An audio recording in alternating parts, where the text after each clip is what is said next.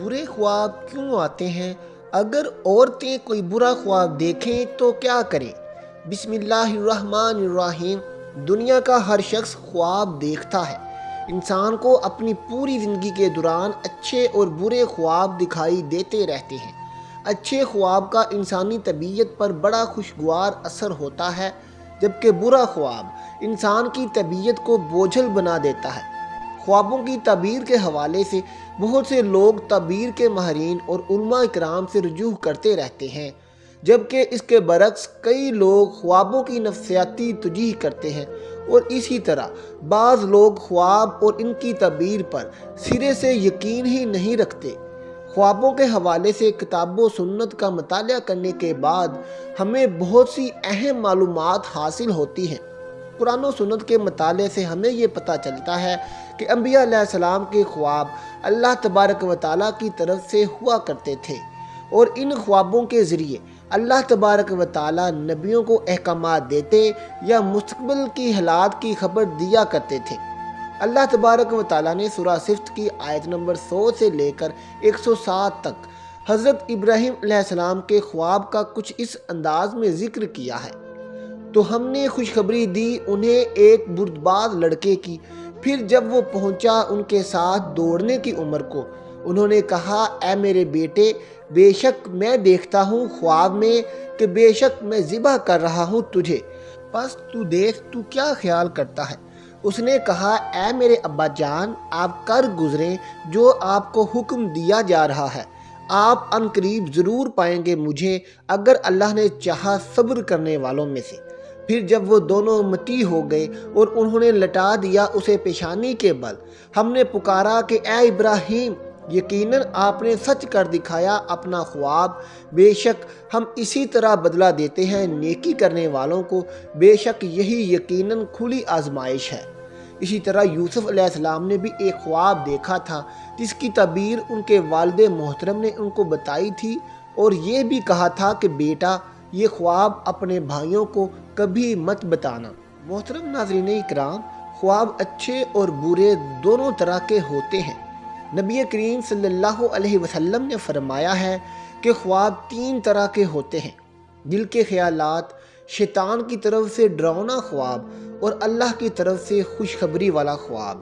نیک اور سچے خواب کی اہمیت کا اندازہ اس بات سے لگایا جا سکتا ہے کہ نبی کریم صلی اللہ علیہ وسلم مقام نبوت پر سرفراز ہونے سے قبل اور وحی الہی کے نزول سے پہلے نیک اور سچے خواب دیکھا کرتے تھے، جیسا کہ ام المومنین حضرت عائشہ رضی اللہ تعالی عنہا بیان فرماتی تھیں کہ رسول اللہ صلی اللہ علیہ وسلم پر وحی کی ابتدا نیند میں سچے خوابوں سے ہوئی تھی۔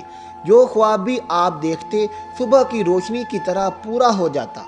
حضرت ابو موسیٰ اشعری رضی اللہ تعالیٰ عنہ سے روایت ہے کہ نبی کریم صلی اللہ علیہ وسلم نے فرمایا، میں نے خواب میں دیکھا تھا کہ میں مکہ سے ایک ایسی سرزمین میں ہجرت کر رہا ہوں جہاں کھجور کے باغات ہیں۔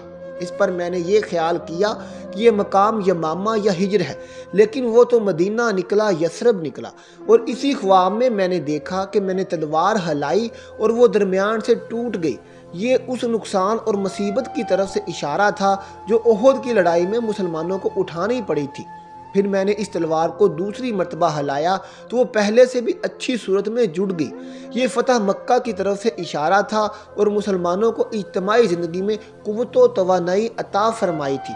اور میں نے اسی خواب میں آگے ایک گائے دیکھی تھی، اور اللہ تعالیٰ کی تقدیرات میں بھلائی ہی ہوتی ہے۔ ان گایوں سے ان مسلمانوں کی طرف اشارہ تھا جو احد کی جنگ میں شہید ہوئے تھے، اور خیر وہ ہے جو اللہ تعالیٰ نے خیر اور سچائی کے ثواب کی صورت میں دیا، یعنی وہ جو ہمیں اللہ تعالیٰ نے جنگ بدر کے بعد دوسری فتوحات خیبر اور فتح مکہ کی صورت میں دی۔ ناظرین، اکثر عورتوں کی عادت ہوتی ہے کہ وہ کوئی بھی خواب دیکھیں تو اپنی دوستوں یا رشتہ داروں کو ضرور بتاتی ہیں، خواب چاہے اچھا ہو یا برا ہو، انہوں نے ان سے بتانا ضرور ہوتا ہے، اور ان سے اس خواب کی تعبیر بھی ضرور معلوم کرنی ہوتی ہے۔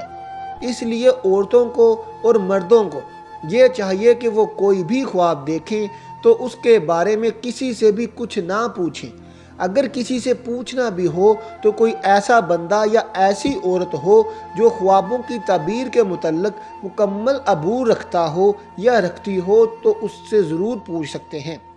جامعہ ترمذی میں حدیث شریف ہے کہ رسول اللہ صلی اللہ علیہ وسلم نے فرمایا، جب زمانہ قریب ہو جائے گا تو مومن کے خواب کم ہی جھوٹے ہوں گے۔ ان میں سب سے زیادہ سچے خواب والا وہ ہوگا جس کی باتیں زیادہ سچی ہوں گی۔ مسلمان کا خواب نبوت کا 46واں حصہ ہے۔ خواب 3 قسم کے ہوتے ہیں۔ بہتر اور اچھے خواب اللہ کی طرف سے بشارت ہوتے ہیں۔ کچھ خواب شیطان کی طرف سے تکلیف و رنج کا باعث ہوتے ہیں اور کچھ خواب آدمی کے دل کے خیالات ہوتے ہیں۔ لہٰذا جب تم میں سے کوئی ایسا خواب دیکھے جسے وہ ناپسند کرتا ہو تو کھڑا ہو کر تھوکے اور اسے لوگوں سے بیان نہ کرے۔ ناظرین، جب بھی آپ کو کوئی برا خواب آئے تو آپ نے اس کے بارے میں کسی کو نہیں بتانا، بلکہ چپ چاپ کھڑے ہو کر اعوذ باللہ من الشیطان یہ لفظ پڑھ لینے ہیں اور تھوک دینا ہے۔ عورتیں خاص طور پر اس بات پر عمل کریں کیونکہ عورتوں کو اکثر برے خواب آتے رہتے ہیں۔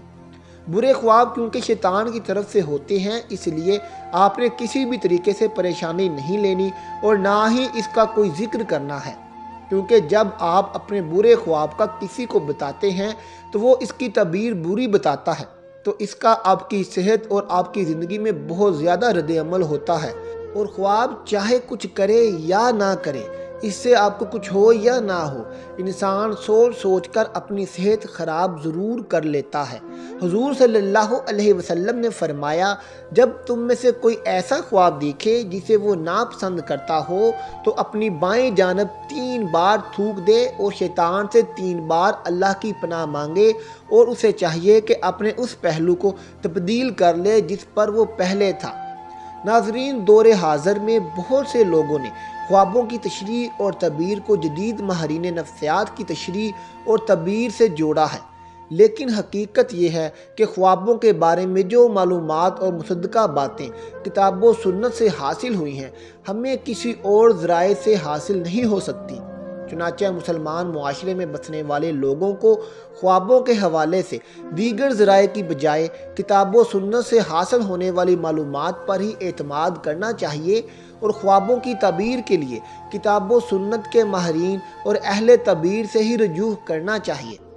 اللہ تعالیٰ سے دعا ہے کہ اللہ تعالیٰ ہمیں نیک اعمال کرنے اور بدشگونیوں سے بچنے کی توفیق عطا فرمائے اور ہمیں اپنے بزرگوں صحابہ کرام کی عزت و تکریم کرنے کی توفیق عطا فرمائے۔ آمین ثم آمین۔ آخر میں ناظرین، کمنٹ باکس میں ایک بار اللہ ضرور لکھ دیں۔